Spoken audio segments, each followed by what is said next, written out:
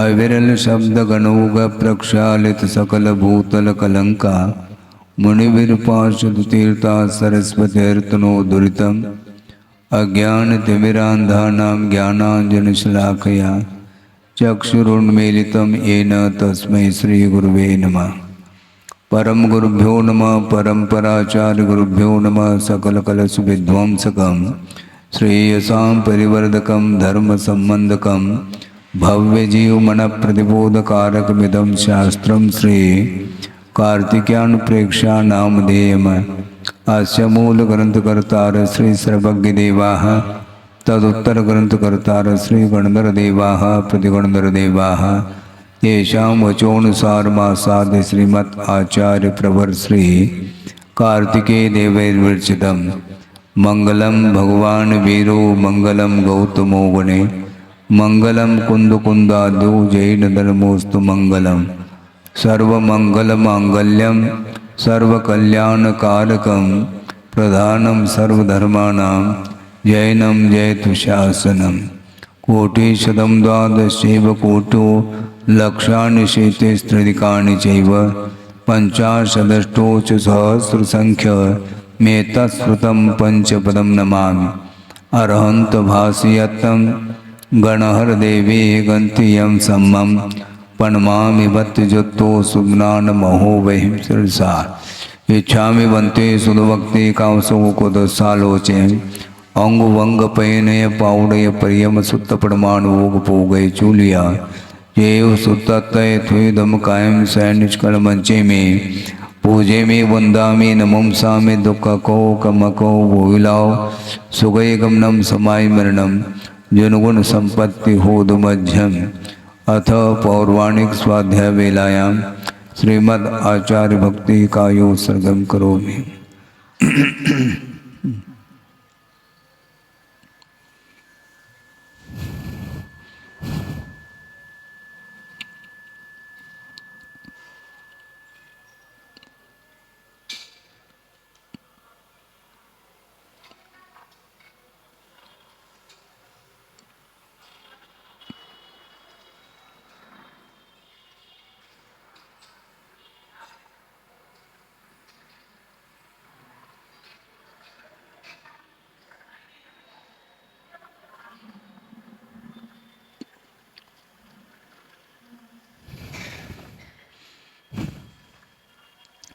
श्रुतजलधिपारगेभ्य स्वपरमत विभावना पुटमतिभ्य सुचरित तपोर्णदेभ्यो नमो गुरुभ्यो गुणगुरुभ्य।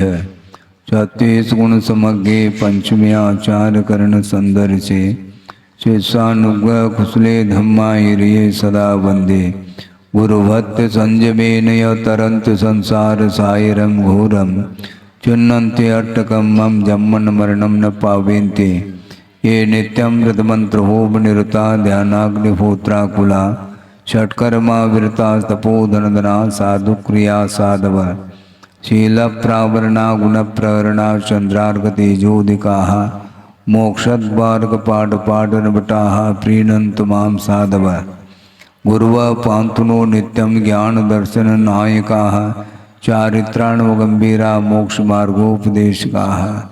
इच्छामि वन्ते आयुर्भक्ति कांसको को दोसालोचे सम्मनान समनसन समचर्जुत्तानं पंचव्याचाराणाम् आयुर्यानम् आयारादि स्मरणानुपदेशयानम् उपध्यायानम् तिरयन गुण पालयानम् सौ सावनम् सैनिचकलमंचे में पूजे में वंदामि नमंसामि दुःखको कमको भोइलाओ सुगय गमनम समाय मरणम जनगुण संपत्ति होद मध्यम। तिहुवन तिलयम देवम वंदिता तिहुनिंद परिपूज्यम ओछम अनुपेहावो भवीय जनानंद जननेवो।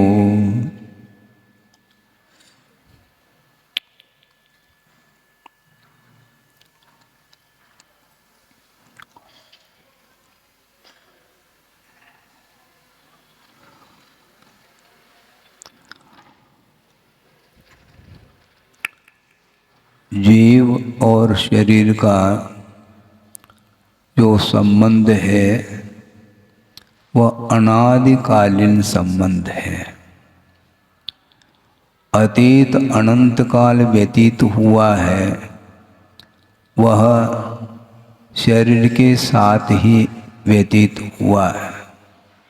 वस्तुतः यह जो संबंध है कहीं बीच में इसका संबंध हुआ हो शरीर के साथ आत्मा का, ऐसा नहीं, किंतु बीज और वृक्ष की जो परंपरा है उसी प्रकार इसकी परंपरा चली आ रही है।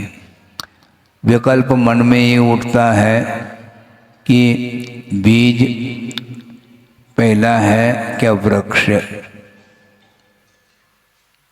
है? कोई कह देता कि बीज है, ये बीज बिना वृक्ष के बीज कैसा आया, और वृक्ष कह दें तो बिना बीज के वृक्ष का कैसा। तो परस्पर में एक दूसरे से इसी को बोलते हैं अन्योन्य आश्रित संबंध, इसी को बोलते हैं। इसी प्रकार शुद्ध परमात्मा तत्व पहले से हो फिर बाद में शरीर का संबंध हुआ हो, ऐसा नहीं। एक और विशेष बात है कि पुद्गल के साथ ऐसा घटित नहीं होता। पुद्गल द्रव्य परमाणु के रूप में परिणत हो जाता है, यानी स्कंद से भेद के माध्यम से परमाणु की उत्पत्ति होती है, भेदान अणु ऐसा कहा। किंतु वह अणु के रूप में वह पुद्गल आया है, यानी पुद्गल की जो स्वाभाविक पर्याय है वह अणु है, परमाणु है, किंतु पुनः स्निग्ध और रूक्षत गुण के माध्यम से वह स्कंद के रूप में परिणत हो जाता है। इस प्रकार जीव के साथ ऐसा संबंध नहीं जोड़ता कि एक बार यदि जीव स्वभाव के रूप में परिणमन कर गया, यानी एक बार कर्म से वह पृथक हो गया जीव, तो पुनः उस जीव के साथ कर्म का संयोग संबंध नहीं है। इसलिए ये जो संबंध हुआ नहीं, अनादिकाल से बीज और वृक्ष की तरह यह परंपरा चली आ रही है। महाराज फिर अनंतकालीन परंपरा चली आ रही है तो इसका फिर अभाव कैसा हो सकता है? हो सकता है बीज और वृक्ष की परंपरा को विच्छिन्न करना है तो तरीका क्या है? तरीका यही है कि बीज को जला दो। भुना हुआ जो बीज है काबुली चना, वह खाने के योग्य तो है, किंतु उसका वपन करोगे तो वह कभी भी अंकुरित नहीं होगा, क्योंकि वह बीजत्व उसका नष्ट हुआ है। अंकुरित होने की क्षमता उसकी समाप्त हो चुकी है, इसलिए वह अंकुरित नहीं हो पाएगा। तो बीज को जिस प्रकार नष्ट किया जाता उसी प्रकार कर्म को नष्ट करो तो निश्चित रूप से आत्म तत्व पृथक होगा उस कर्म से अथवा शरीर से। इसलिए पैड़ी शील सहावो जीवं गानम अनाय संबंधो कणयो वले मलम वा तानत्यथम स्वयं सिद्धम कहा। तयो अस्तित्वम स्वयं सिद्धम, उन कर्म का और आत्मा का, इन दोनों का अस्तित्व स्वयं शुद्ध है और वह अनादिकालीन संबंध है। उसकी आदि नहीं, नो बिगनिंग, बिगनिंग लेस है किंतु एंडलेस नहीं, अंत हो सकता है। यदि वह भव्य है तो वह उस आत्मा से कर्म पृथक हो सकते हैं, उसको मुक्ति मिल सकती है, क्योंकि मोक्ष प्राप्त करने की योग्यता जिसके अंदर है वह मुक्त हो सकता है। अब देखो सोचने की बात है, ऐसे अनंत जीव हैं संसार में जो भव्य हो करके भी अभी तक मुक्ति नहीं पाई। आप भव्य है क्या? भव्य है, हम तो मोटे रूप से तो भव्य ही कहेंगे।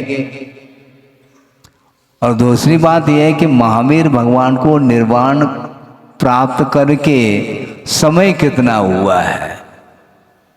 2500 कुछ वर्ष हुए हैं।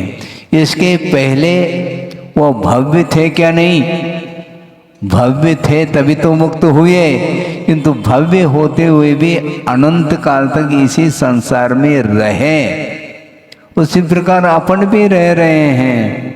तो कभी भी यह संसार अंत को प्राप्त नहीं होगा, क्योंकि यह अनंत काल तक यह संसार बना रहेगा और ये संसार में रहने वाले भव्य जीवों की संख्या भी अनंत की संख्या में बनी रहेगी।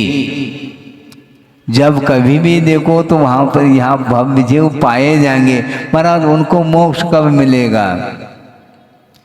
सबको नहीं मिल सकता एक साथ, क्योंकि नाना जीवों की अपेक्षा से संसार का कभी न अंत हुआ न होगा, यह सिद्धांत है। एक जीवापेक्षा, एक जीव के अपेक्षा से संसार का विच्छेद हो सकता है। आप चाहो तो आपका विच्छेद होगा, किंतु सबका विच्छेद करा दो महाराज, हमारे हाथ में होता तो हम पहले ही मोक्ष चले जाते, फिर वह आपको मोक्ष बाद में दिलाते। दिलाने की बात नहीं है, मुक्त होने की बात है। स्वयं मोक्ष को प्राप्त करना चाहें, जिसको बंधन ही इष्ट है, तो उसके लिए मोक्ष कैसे संभव हो सकता है? बंधन को आप अच्छा बनते हैं और 2-3 दिन बाद रक्षा बंधन आ रहा है। रक्षा के लिए बंधन की आवश्यकता है, किंतु वैसे देखा जाए कि बंधन, ये संसार का बंधन अनादिकालीन बंधन है, इससे ऊपर उठने की बात करो। क्योंकि प्रकृति है, प्रकृति कहो, शील कहो, स्वभाव कहो, ये एकार्थवाची शब्द है। इसलिए कर्म की एक प्रकृति है, उसका स्वभाव है। ज्ञानावरणी प्रकृति का अर्थ क्या होता है? ज्ञान को आवरणित करने की क्षमता जिस कर्म में हो, उसका नाम ज्ञानावरणी, उसका वह स्वभाव है, उसका वह कार्य है। उसमें प्रकृति पड़ी है, किसके द्वारा? जीव के द्वारा। वर्गनाएं जब तक, कर्म की वर्गनाएं जब तक रहती हैं आत्मा के साथ संबंध को लिए हुए, उनका कर्म के रूप में परिणमन होना बिना निमित्त के संभव नहीं। और आत्मगत रागादि भावों के निमित्त को लेकर के ही ये सारी वर्गनाएं कर्म के रूप में परिणत होती हैं। इसलिए द्रव्य कर्म के लिए भाव कर्म कारण के रूप में उपस्थित होता है। बिना भाव के द्रव्य कर्म का आश्रव संभव नहीं। और कर्म का आश्रव होता है, होता मत कहो, आश्रव किया जा रहा है, अपने आप नहीं होता। अपने आप यदि बंद होता है तो अपने आप उसका विच्छेद भी हो जाएगा।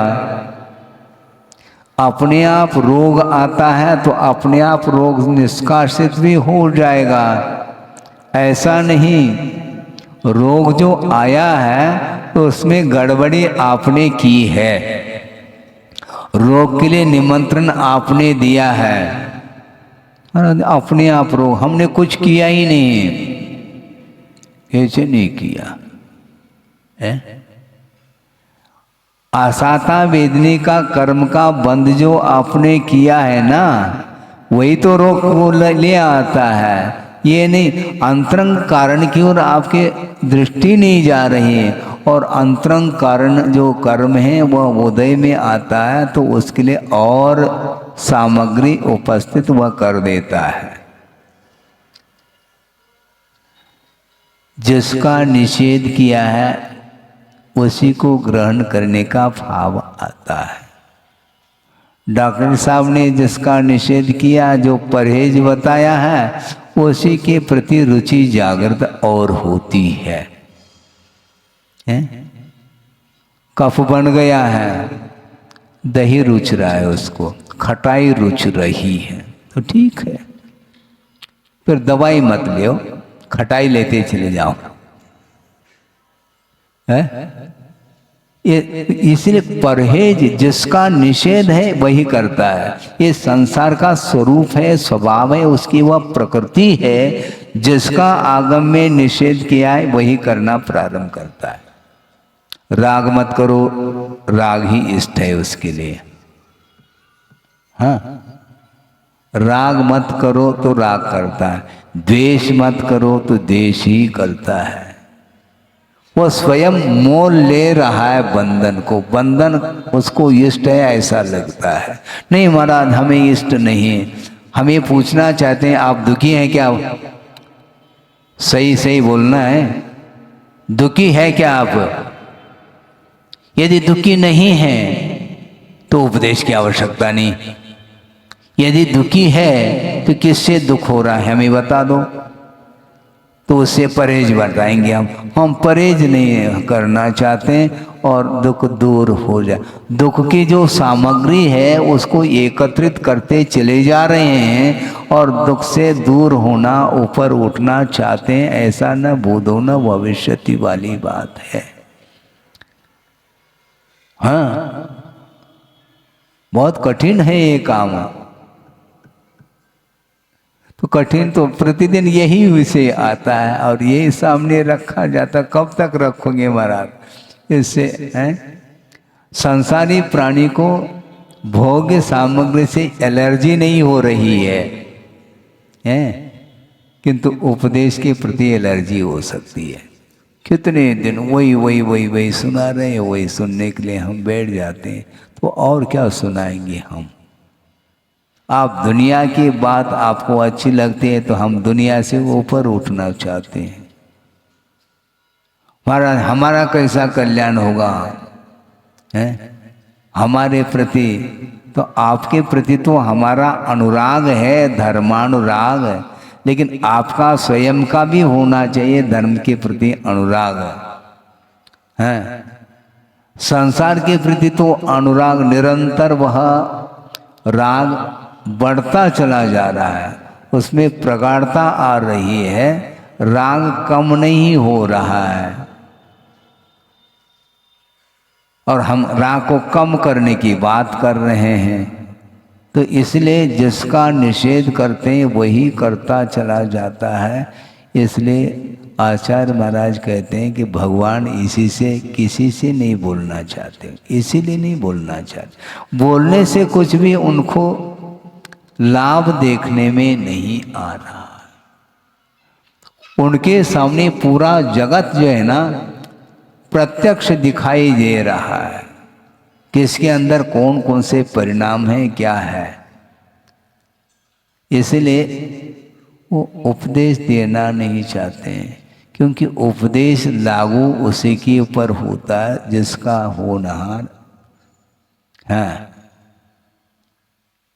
जो उम्मीदवार है उसके ऊपर जल्दी उपदेश लागू होता। महाराज हम है क्या? नहीं फिर है? नहीं है ऐसा मैं तो नहीं कहूँगा, किंतु उपदेश निरंतर सुनते हुए भी प्रतिदिन राग कम हो रहा है क्या नहीं हो रहा है, इसका जो कुछ भी परीक्षण हम नहीं कर पाएंगे। क्या आप ही कर पाएंगे?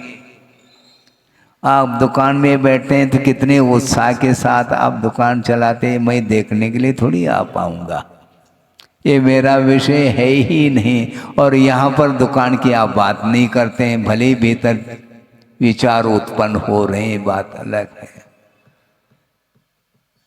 बैठे हैं किंतु परिणाम, अनेक प्रकार के परिणाम इसके होते ही रहते हैं, वो रुकते नहीं, रोकना पड़ेगा उनको।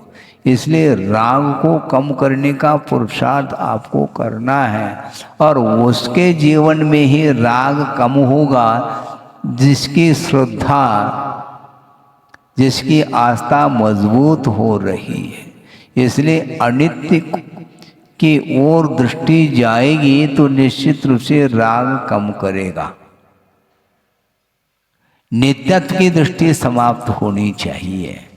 जब वह नित्य नहीं है तो उसको पकड़ने का क्यों प्रयास कर रहे हैं? आप दूसरे को देख करके हंस सकते हैं क्या?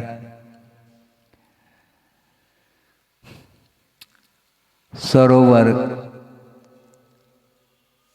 आप हैं, मान लो नदी के किनारे पहुंचे हैं और बच्चे को भी ले गए हैं, और मान लो रात का समय है, तो उस नदी में सूर्य का प्रतिबिंब देखने को मिलता है, तो वह छोटा बच्चा पकड़ने के लिए चला जाता है। तो आप उसको देख करके हंस जाते हैं। और आप किसको पकड़ रहे हैं? किसको पकड़ रहे हैं हमें बताओ? बाहरी पदार्थों को ही पकड़ना चाहता है, तो बच्चे से कम थोड़ी हैं आप। महाराज ये नादान है, इसको समझाओ, तो आपको कौन समझाए? आपको भगवान समझा नहीं पा रहे, हम तो बहुत दूर की बात है। समझाने से बात समझ में नहीं आती है। एक कर्तव्य की दृष्टि से समझाना अलग वस्तु, उसका निषेध भी नहीं है, किंतु उपदेश के उपरांत भी उसकी जो वृत्ति है वह यदि नहीं सुधरती है तो कौन सुधारेंगे? नहीं सुधर पाएंगे। तो इसलिए अनित्य अनित्य भावना के विषय में धीरे धीरे हम भी आगे बढ़ रहे हैं। अनवरयम जो संचदी लक्ष्यम नय देदि नेय भुंजेदी अपनिया विलक्ष्य परलक्ष्य समानिया तस्सो। जो व्यक्ति निरंतर धन का संचय करता है और दूसरे को देता भी नहीं पात्र के लिए, और स्वयं भी उसका उपभोग करने में वह कंजूसी कर रहा है, तो आचार्य कह रहे हैं कि अपनियाबी लक्ष्य व अपनी संपदा भी पर की संपदा के समान वह हो जाती है। दूसरे की संपदा का उपभोग आप कर सकते हैं क्या? देख लो, संभव नहीं, एक पाई नहीं ले पाओगे। हाँ, इनडायरेक्ट भले आप ले लेंगे, ये बात अलग है, डायरेक्ट हाथ लगा दो समझ में आ जाएगा। तो जिस प्रकार दूसरे की लक्ष्मी भोगने में नहीं आती, उसी प्रकार अपनी लक्ष्मी भी भोगने में नहीं आ रही और देने में भी वह नहीं आ रही है। तो ऐसी स्थिति में उसका जीवन क्या है? वो निरंतर वह कमाने में लगा हुआ है, उसके प्रति उसकी क्या धारणा है? बहुत कठिन है। अनंतानुबंधी संबंधी राग को दूर करना अत्यंत कठिन है, लेकिन वह दूर मांडो हो भी गई है तो भी अप्रत्याख्यानावृणी कषाय संबंधी जो राग है वह भी भयानक है। अच्छे अच्छे अच्छे अच्छे मतलब 63 साल का पुरुष हो, महापुरुष हो, उसको भी वह मोह गाफिल कर रहे, उसके द्वारा गाफिल हो रहे। क्षायिक सम्यक्त होने के उपरांत भी उसी में रंग रहा है। रंगमा हो रहा है, वो उसी में रंग रहा है। वो उससे ऊपर उठने का भाव ही नहीं होता, जबकि सम्यक्त पल्ले में है। इसके बाद भी ये स्थिति है तो सम्यक्त के अभाव में क्या स्थिति होगी? और दूसरी बात, एक और आश्चर्य की बात हम ये रखना चाहते हैं कि मान लो सम्यक्त तो नहीं है, किंतु ग्रहित मिथ्या से बचा हुआ है, वो फिर भी ठीक है, क्योंकि सच्चे देवगुरु शास्त्र की ही उपासना करते हुए भी वह सम्यक्त से पतित हो सकता है, किंतु जिसका ग्रहित मिथ्यात्व चल रहा है वो उसके लिए बहुत कठिनाई होगी। सिद्धांत से थोड़ा सा विचार कर लें कि सम्यक दर्शन के अभाव में अनंतानंदी का उदय चल रहा है और मिथ्यात्व का भी उदय चल रहा है। ये दोनों प्रकृति सर्वघाती है क्या? नहीं है, क्योंकि इसके उदय से ही सम्यक का घात हुआ है। लेकिन फिर महाराज वो तो एक प्रकार से धरती कहलाई, उसमें कोई विकास और विनाश उसमें भी कुछ होता है क्या? मिथ्यात्व गुण स्थान में है, उसका और भी कुछ विकास या विनाश हो सकता है। विकास तो फिर भी संभव है, विनाश उसका क्या होगा? है हाँ खड़ा है, लेकिन फिर भी विनाश होता है, ध्यान रखो। क्या होता है? क्योंकि एक मिथ्या दृष्टि है, देवाई का बंद कर रहा है, एक मिथ्या दृष्टि है, नरकाई का बंद कर रहा है। दोनों मिथ्या दृष्टि, इसमें विकास विनाश है क्या? नहीं। अभी तो कह रहे थे आप धरती पर खड़ा है, अभी कहाँ पहुंच गया है वो? ये इसलिए तो कहना चाह रहा हूं मैं, मिथ्यात्व गुणस्थान में भी लेशा की भी जो परिणति होती है वो भी भयानक होती है। एक मिथ्यात्व की भूमिका में सप्तम पृथ्वी का बंद कर रहा है और एक मिथ्यात्व की भूमिका में देवायु का बंद कर रहा है। दोनों मिथ्या दृष्टि होकर के भी जमीन आसमान का अंतर है। हाँ, क्योंकि मिथ्या दृष्टि होकर के भी उसके लिए धर्म श्रवण कराया जा रहा है, तो उसके माध्यम से सम्यक की भूमिका में पहुंच रहा है।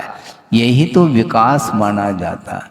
हालांकि जब तक वह अनंतानंदी और मिथ्यात्व का उदय रहेगा तब तक सम्यक तो नहीं आ सकता और वह सर्वघाती प्रकृति मानी जाती है।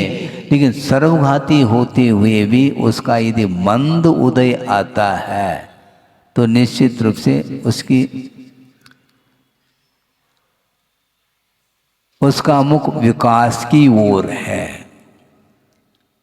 और यदि तीव्रता आ गई, वैसे ही सर्वघाती है, सर्वघाती में भी और तीव्रता आ गई तो गाड़ी रिवर्स होगी। रिवर्स क्या? उसकी पीछे की ओर ही गाड़ी जाएगी। इसलिए मिथ्या दृष्टि के लिए भी उपदेश देने के लिए कहा है, और बल्कि वस्तुतः देखा जाए मिथ्या दृष्टि के लिए ही उपदेश दिया जाता है। क्योंकि आप ही लोग तो बोलते हैं जो जाग रहा है उसको क्या जगाना, जो सो रहा है उसको जगाओ। तो आप जा रहे हैं, जाग रहे हैं क्या सो रहे हैं? आप जाग रहे हैं क्या सो रहे हैं? नहीं महाराज, आप बंद तो कर लो, हम जाग नहीं रहे, जा रहे हैं हम। आप जागने की बात करते हैं। अब मैं कई बार मतलब देखता रहता हूँ कि स्वाध्याय समाप्त होते 10 मिनट भी बैठने के लिए आपको फुर्सत नहीं है। गुरुदेव की पूजा नहीं, ये हो गया। जिनवाने की स्तुति तक किए बिना कई लोग चले जाते हैं, उनको ध्यान नहीं रहता कि कहाँ पर आए और क्या करना है। जैसे मान लो पूजन कर रहे होते हैं तो जब तक पूजन का विसर्जन ना हो तब तक अन्य कार्य नहीं करना चाहिए, है क्या? नहीं ऐसा है? लेकिन बीच में ही जलम और बीच में चर्चा हो रही है, गंधम, ये सब चल रहा है।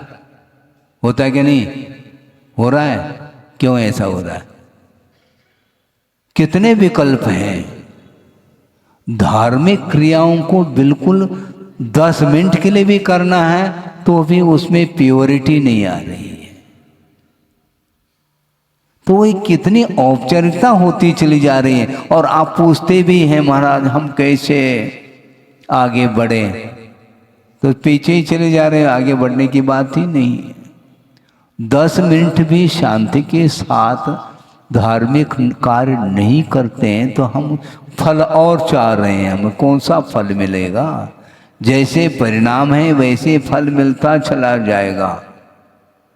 हाँ, काहे स्वर्ग भी करते हैं तो पता नहीं कितनी स्पीड से होता रहता है, यूं करते रहते हैं। नमो अरहंताणम, इसमें उपयोग टिक ही नहीं पाता और आगे गुरिया खिसक जाती है, वो खिसकाते रहते हैं आप।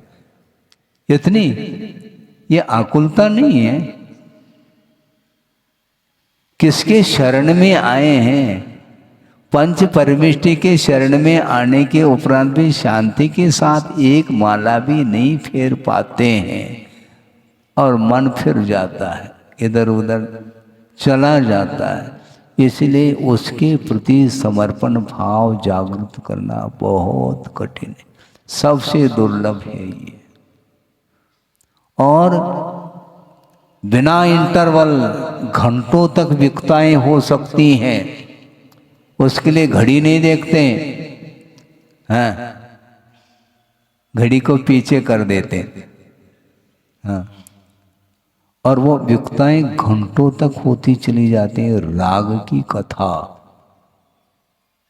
हाँ, काम भोग और बंध की कथाएं रात दिन चलती रहती है, वह प्योर कथा चलती है वो।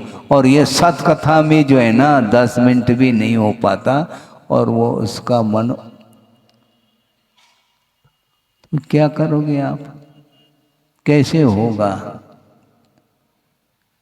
बहुत साधन इतने मिलते चले जा रहे हैं, इसके उपरांत भी साधना की ओर दृष्टि नहीं जा पा रही है।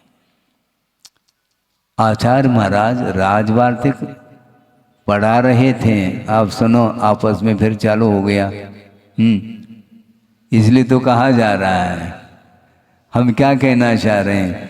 आचार्य महाराज राजवार्तिक का स्वाध्याय करा रहे हैं संघ के लिए, और किसी महाराज ने कहा कि महाराज ये बहुत ही ऐसा विषय हमने कहीं देखा ही नहीं, बहुत अच्छा विषय है। गुरुदेव ने क्या कहा मालूम है? हाँ, अच्छा क्या, प्रयोग करो तो अच्छा, नहीं तो ओम शांति है। प्रयोग की ओर दृष्टि नहीं है तो क्या अच्छा और क्या बुरा, ध्यान नहीं है। श्रवण बनने के बाद भी ये स्थिति आती है क्या महाराज? हाँ, आती है ना। इसलिए कहा गया कि निरंतर अपने उपयोग को केंद्रित करने का पुरुषार्थ करना चाहिए, क्योंकि उसकी वह प्रकृति है। उपयोग स्थिर नहीं रह पाता क्योंकि अनादिकालीन संस्कार है। इसलिए त्यक्त पदार्थ के प्रति भी दृष्टि होती रहती है। एक प्रत्याख्यान नाम का एक आवश्यक है 28 मूल गुण में। मन में पहले बार बार विकल्प आता है, ये प्रत्याख्यान को क्यों रखा है? प्रत्याख्यान का अर्थ त्याग होता है ना। तो आहार के बाद आहार ठीक हो गया महाराज, और फिर बाद में कायेश्वर आदि करके भक्ति करके फिर बाद में प्रत्याख्यान चाहता हूँ, ऐसा बोला जाता है। प्रत्याख्यान का अर्थ क्या? त्याग होता है। अरे जब एक भुक्ति, यह भी एक मूल गुण है, और निरंतर एक ही बार हम जब वो आहार ले रहे हैं तो प्रत्याख्यान की क्या आवश्यकता है? एक ही बार आहार लेते हो तुम, किंतु आहार की चर्चा भी नहीं करना चाहिए, उसका प्रत्याख्यान लो। तो 24 घंटा उसी की चर्चा में यदि लीन हो जाओगे तो फिर प्रत्याख्यान त्याग कहाँ हुआ है? कवलाहार के अपेक्षा से एक बार आहार ले लिया, बाकी प्रति समय यदि उसी ओर यदि उपयोग जा रहा है तो वह ग्रहण ही तो कर रहा है मन के द्वारा। हाँ, कल किसी ने कहा था ना चर्चा के दौरान, महाराज मन के द्वारा ज़्यादा पाप होता है क्या, वचन के द्वारा या काय के द्वारा? है सुनो, अब एक ही बार आहार ले रहे हैं और मान लो उपयोग उस ओर जा रहा है तो पाप का अर्जन नहीं होगा क्या? रुकेगा क्या हुआ? आज तो बहुत ही अच्छा आहार मिला है, कल भी इसी प्रकार का मिल जाए।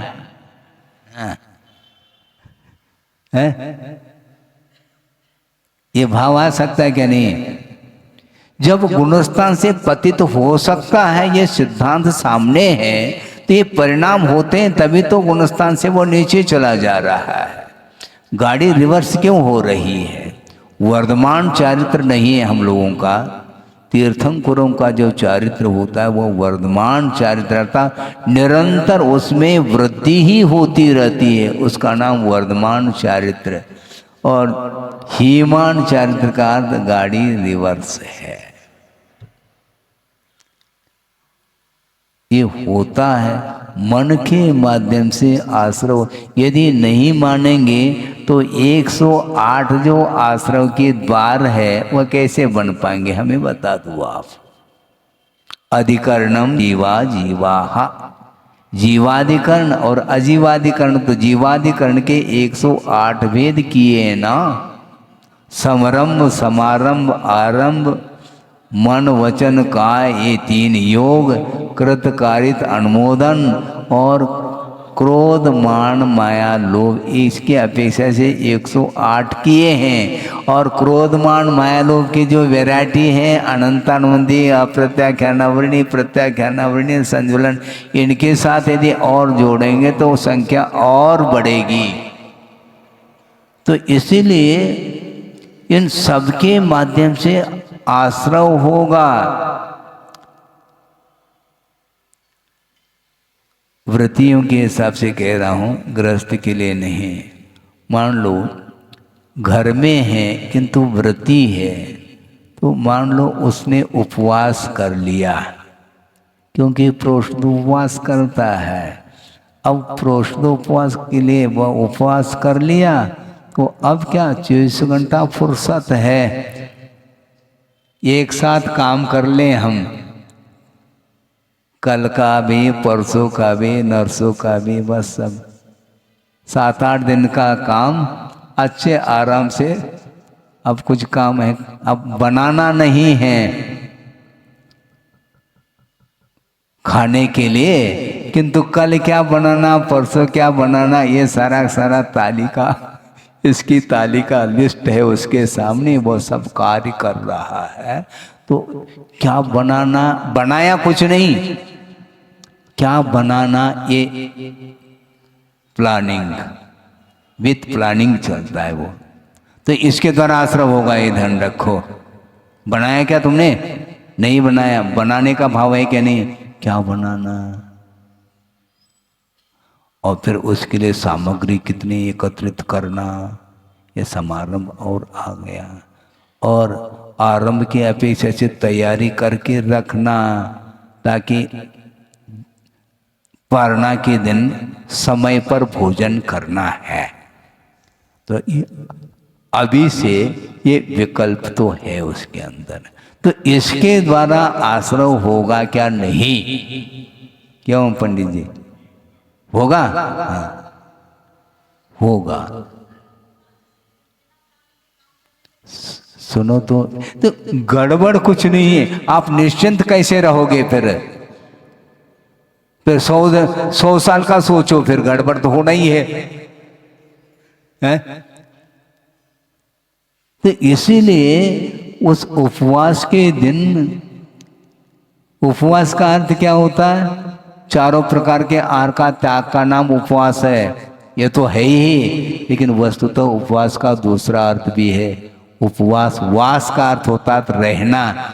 कहाँ रहना, अर्थात निकट, किसके निकट, आत्मा के निकट रहने का नाम उपवास है, ध्यान रखो। उपवास गड़बड़ हो रहा है तो उपवास मत करो। फिर उपवास में क्या गड़बड़ होता है, उपवास के दिन तो और अच्छे ढंग से पंच परमेष्टि की आराधना करो, स्वाध्याय करो, तत्व चर्चा आदि करो, वियुक्ताओं से बचो। इसके लिए कहा गया, वो छोड़ करके वो शुरू हो जाता है। तो इसलिए इसके माध्यम से आश्रव होगा। खाया नहीं, पिया नहीं, ग्लास फूट गया तो बिल लाओ। अभी खाया बिल्कुल नहीं है और गिलास अपने हाथ से फूट गया, मान लो, बिल ले आओ। हमने खाया कुछ भी नहीं, गिलास तो फोड़ दिया तुमने, 12 आना। तो उसी प्रकार आपने अभी भोजन किया नहीं, किंतु उसकी जो विकता है उसके द्वारा ग्लास फूट रहा है, चारित्र रूपी ग्लास। बहुत कठिन है ये महाराज, बहुत कठिन है। फिर तो ऐसा इतना सस्ता थोड़ी है, सरल थोड़ी है। प्रति समय किसी न किसी निमित्त को लेकर के परिणाम होते ही रहते हैं। इसलिए संसार के लिए कारणभूत जो विकल्प हैं, उन विकल्पों से ऊपर उठने के लिए कहा, और एक दिन भी नहीं ऊपर उठ पा रहे हैं। और बोल क्या रहे हैं सामायिक पाठ में, सर्वम निराकृत विकल्प जालम। और इधर करें गड़बड़ हो जाता है। क्या गड़बड़ हो रहा है मुझे बताओ। जितने भी सांसारिक विकल्प हैं उनसे ऊपर उठने के लिए कहा जा रहा है। यदि निलीयसे परमात्म तत्व तुम परमात्म तत्व में लीन होना चाहो तो सारे सारे सांसारिक विकल्पों से ऊपर उठ जाओ, ये कहा जा रहा है। व्रती प्रतिमाधारी पुराण तो थोड़ा पढ़ लो, अनुप्रेक्षा तो काफी कर रहे हैं आप, लेकिन प्रयोग की दृष्टि से कहा जा रहा है। सुदर्शन सेठ देखो, स्मशान में जा करके वह यथाजात हो करके वह खड़े हो करके सामायिक कर रहा है। हाँ, वह गृहस्थ है, उसके साथ भी परिवार लगा हुआ है। इसके बाद भी भूमिका देखो, और वो उपसर्ग हो गया उसके ऊपर। उसके उपरांत भी एक श्रवण की चर्या जैसी उसकी चर्या हो गई। उस उपसर्ग को भी जीत लिया उसने। 2 बार उपसर्ग हुआ, एक मुनि बनने के पहले और एक मुनि बनने के उपरांत। 2 बार उसके जीवन में उपसर्ग हुआ, स्त्रीकृत उपसर्ग हुआ। इसके उपरांत भी वो एक क्षण के लिए भी परिणाम विकृत नहीं होने दिया, और कहने के लिए गृहस्थ है। हमारा आप श्रवण की बात करते हैं, गृहस्थ की तो बात करो, ये तो गृहस्थ की बात करने जा रहा हूं मैं। आज ऐसा कोई है नहीं है, ऐसा नहीं कहूंगा, लेकिन वस्तुतः क्या स्थिति बन रही है। थोड़े बहुत भी हम शांति के साथ प्रभु का स्मरण नहीं करना चाहते हैं। इसको बोलते हैं आधुनिकता। पहले कोई भी आधुनिक वातावरण नहीं था, बहुत शांति के साथ। अब तो कहीं भी शांति नहीं मिलेगी। जहाँ शांत वातावरण है वहां पर गए तो पीछे पीछे आ गए, और उनको कुछ करना कुछ भी नहीं है। जो कर रहे हैं उनके लिए व्यवधान उपस्थित और हो रहा है। महाराज हमारी भूमिका है, ये ध्यान रखो। आपकी भूमिका है, बहुत अच्छी बात, शांति के साथ दर्शन करके निकलो। नहीं, वो खड़े होते हैं, वो दर्शन होने के बाद भी वो खड़े। महाराज आप अपने आप में रहो ना। हमारी भूमिका अलग है, आपकी भूमिका अलग है। तो ठीक है भैया, यदि इसी प्रकार है तो हाथ में हम माला ले लेंगे और दीवार की ओर मुख करके बैठ जाएंगे। तुम हल्ला भी करो तो हमें कोई आपत्ति नहीं फिर, क्योंकि इसी प्रकार अपनाना पड़ेगा। उसके बिना मन कभी भी संयत नहीं हो सकता। नो कर्म से बचने का अर्थ इतना ही होता है, उपयोग को डाइवर्शन देना चाहिए। और जो निरंतर उपयोग जिसका नहीं लगा है तो उसकी स्थिति क्या बनेगी, कुछ भी नहीं कर सकते हैं। इसलिए गुरुदेव ने ये कहा था कि देखो, कर्तव्य की दृष्टि से कुछ कहा जा सकता है, इसके आगे कुछ भी नहीं कहा जा सकता।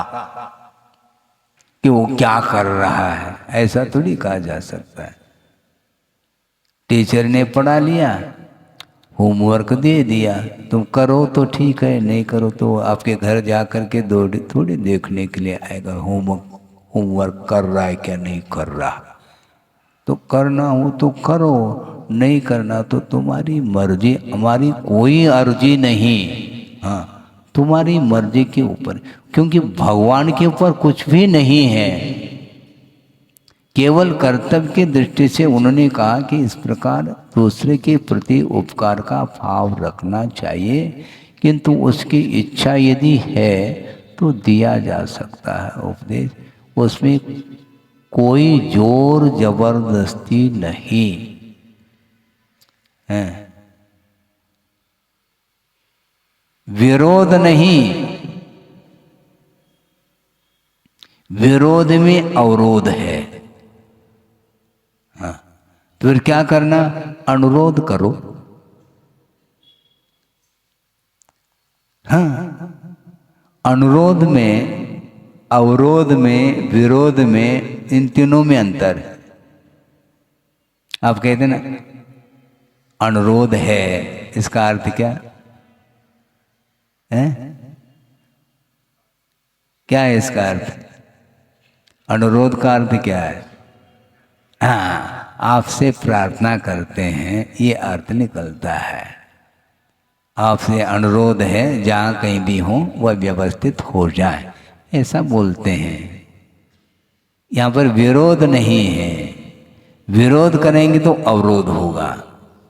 परोपरोधाकरण उसी को बोलते हैं। अवरोध नहीं, जहाँ पर अवरोध है वहाँ पर अचौर्य व्रत नहीं पल सकता। मान लो कोई व्यक्ति आकर के यहाँ पर बैठ गया, दूसरा कहता तुम्हें मालूम नहीं है क्या, मैं प्रतिदिन बैठता हूँ यहाँ पर। अवरोध कर रहा है वो। तो इसमें अदत्ता दानम स्तेयम, ये अचौर्य व्रत फिर पल नहीं पाएगा। हाँ, ये अतिचार तो पढ़ो, कम से कम भावना तो पढ़ो। व्रती के लिए कहा जा रहा है, मैं प्रतिदिन यहीं बैठता हूं, तो क्या तुम्हारा स्वामित्व है क्या उसके प्रति? लाका बॉन्ड तुम्हारा है क्या? आप जो वस्तुतः सही मायने में जो व्रती होगा वह कहता है कि भाई साहब आप बैठिए, हमारे लिए खूब स्थान है, कहीं भी बैठ जाऊंगा, आप आइए, आपकी जगह है ये। लेकिन जैसे ट्रेन में करते ना, हाँ, क्या बस पहले से जा करके टोपी रख दी, पगड़ी रख दी हैं, और लगेज क्या बोलते हैं, हाँ, अटैच रख दी, बस हो गया। अब दूसरा नहीं आ सकता, इस पर कोई बैठ नहीं सकता। गाड़ी रिजर्व हो गया ये। तो ऐसा व्रती तो नहीं करेगा, न करना चाहिए, क्योंकि पर वस्तु के प्रति इतना स्वामित्व भाव रहना नहीं चाहिए, क्योंकि वह अनुवृत्ति है। इसका अर्थ ये थोड़ी कि मैं अनुवृत्ति हो तो मैं करते ही चले जाऊं, उसमें भी दोष लगते हैं, क्योंकि महावृत्ति की ओर उसकी दृष्टि होनी चाहिए, भले वह अनुवृत्ति क्यों न हो, है? नहीं रहेगी।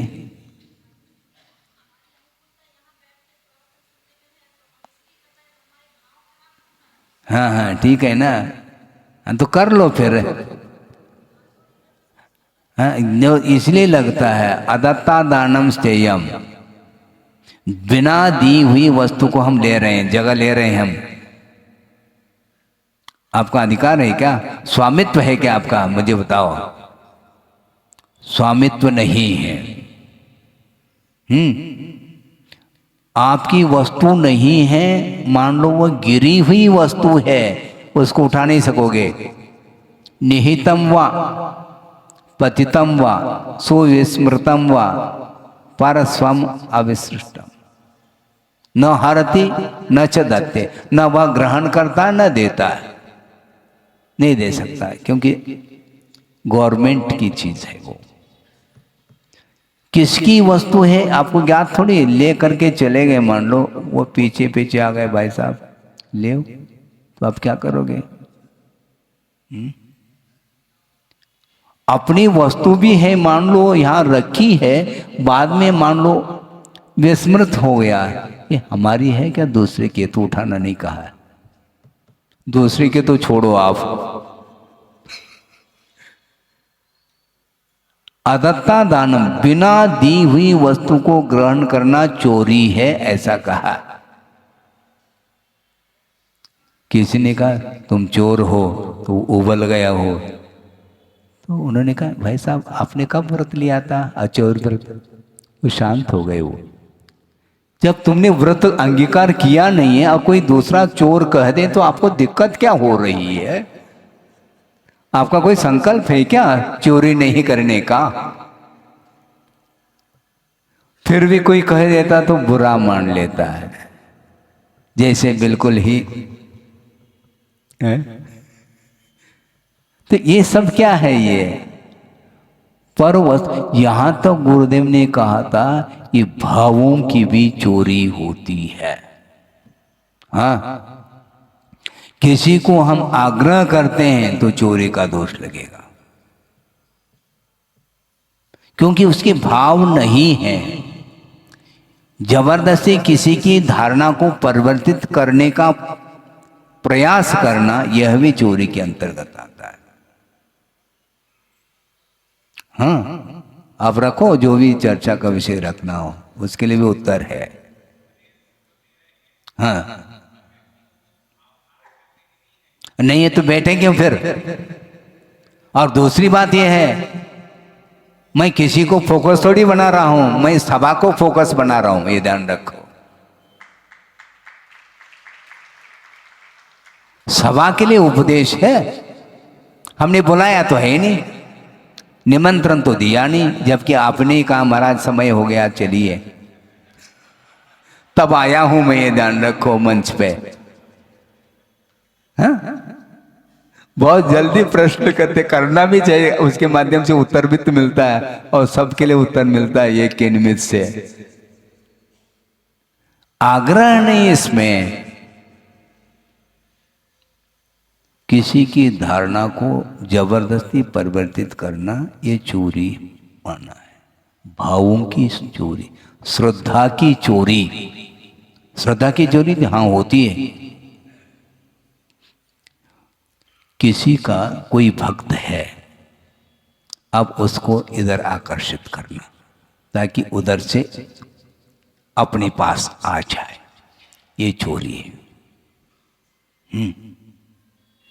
भक्त की चोरी, क्योंकि किसी का भक्त बना है तो उसको इधर आकर्षित कर रहे हैं ताकि उधर से वो टूट जाए। हाँ? क्या? हाँ? इसलिए गुरुदेव ने बहुत अच्छा विषय दिया था कि संलेखना के समय पर भक्त प्रत्याख्यान किया जाता है। भक्त का अर्थ भोजन होता है, लेकिन गुरुदेव ने कहा दो अर्थ है भक्त का। भक्त का अर्थ एक भक्त शिष्य, उसका भी प्रत्याख्यान किया जाता है। शिष्य के प्रति भी अब कोई संबंध नहीं रहेगा। भक्त अर्थात भोजन का भी क्रमशः त्याग होता है, और शिष्य का भी संबंध अभी तक था, अब कोई संबंध नहीं है। क्योंकि शिष्य के साथ संबंध रखेंगे तो स्वयं को ये फील करना पड़ेगा कि मैं इसका गुरु हूँ, तो गुरु और शिष्य का संबंध संलेखना के समय पर समाप्त हो जाता। अपने आप को वो आचार्य नहीं मानते, क्योंकि छोड़ दिया। आचार्य पद को छोड़ने के बाद फिर उसको प्रायश्चित आदि देना, ये कुछ भी नहीं होता। और सुना हमने, हम पहुंच तो नहीं पाए, 4 दिन बाद पहुंचे थे। उसके पहले योग सागर जी पहुंच गए थे, लगभग 15 दिन पहले पहुंचे थे, निर्व्यापक श्रवण। और उस समय सुनने में ये आया, जिस दिन उन्होंने त्याग किया है उस दिन से कोई चतुर्दशी का प्रत्याख्यान ने दिया नहीं, प्रायश्चित उन्होंने नहीं दिया। प्रत्याख्यान के लिए पहुंच जाते तो प्रत्याख्यान नहीं देते वो। क्यों? उस स्टेज से हम मुक्त हो चुके हैं। हमारा अब कोई दायित्व नहीं, जो था जब तक तब तक हमने आगम के अनुरूप उसका निर्वाह किया है। अब मैं सामान्य साधक हूँ, मुनि हूँ, साधु हूँ, अब मैं आचार्य नहीं हूँ। ये स्थिति बनती है। और आचार्य पद पर भी जब रहते हैं उस समय भी किसी के लिए कोई आग्रह नहीं करते। स्वयं कहता हाथ जोड़ करके, महाराज हमारे लिए कुछ मार्ग प्रशस्त करो। तो उस समय उसकी भावना को देखते हुए आगम के अनुरूप उसको प्रोत्साहित करते हुए आगे बढ़ाया जाता है। इसलिए आग्रह नहीं, स्वामित्व तो है ही नहीं। हाँ। भक्त की चोरी हमने जब सुना तो आचार्य महाराज क्या चिंतन कर रहे हैं देखो, बिल्कुल आगमोक्त है वो चिंतन। दूसरे का है तो नहीं, अपना है उसके प्रति भी स्वामित्व नहीं है, तो दूसरे को ग्रहण करने का भाव कहां से आ सकता है? वो नहीं आ सकता। तो इसलिए लिए हुए व्रतों को निर्दोष पालन करना चाहो तो बहुत आपको संतोष धारण करना। निरंतर विकल्प उत्पन्न होते रहते हैं, लेकिन तो उसको नियंत्रण में रखना चाहिए। आएंगे विकल्प, आ सकते हैं, बल्कि व्रत धारण करने के पूर्व में ही कौन कौन से दोष लग सकते हैं इसको ध्यान में रखना चाहिए और उन व्रतों का निर्दोष पालन करने का पुरुषार्थ करना चाहिए। 2 मिनट में वह प्रसंग आपके सामने रख दूं, जबकि गुरुदेव ने कई बार रखा है, कई लोगों ने सुना होगा, लेकिन आप लोगों ने शायद ही सुना होगा कि अनुव्रती होकर के भी निर्दोष व्रतों के पालन करने के प्रति जो लगनता है वह अद्भुत है। प्रसंग उन्होंने ये दिया था, अजमेर के सेठ, कौन? भागचंद सेठ सोनी, अजमेर के, और उनकी एक टीम थी, एक समूह था, और उसमें एक विद्वान भी थे जिनका नाम गुरुदेव ने कहा था कि सदा सुखदास जी। और वह विद्वान थे और प्रतिदिन स्वाध्याय कराते थे। और एक दिन सेठ जी के मन में विकल्प आया यात्रा का। आप सुन रहे क्या? नहीं छोड़ रहा हूं मैं, समय हो रहा है। और उन्होंने एक मन में विकल्प आया तीर्थ यात्रा का, और उन्होंने कहा कि हमें तीर्थ यात्रा करनी है, तो इसमें सभी को चलना है। और उन्होंने कहा, विद्वान के लिए भी उन्होंने कहा कि पंडित जी आपको भी इसमें शामिल होना है यात्रा में। तो उन्होंने कहा कि सेठ जी मैं नहीं आ सकता। तो सेठ जी ने कहा क्यों, क्या बात है? कोई परिस्थिति ऐसी कौन सी आ गई? कोई आर्थिक परिस्थिति तो नहीं?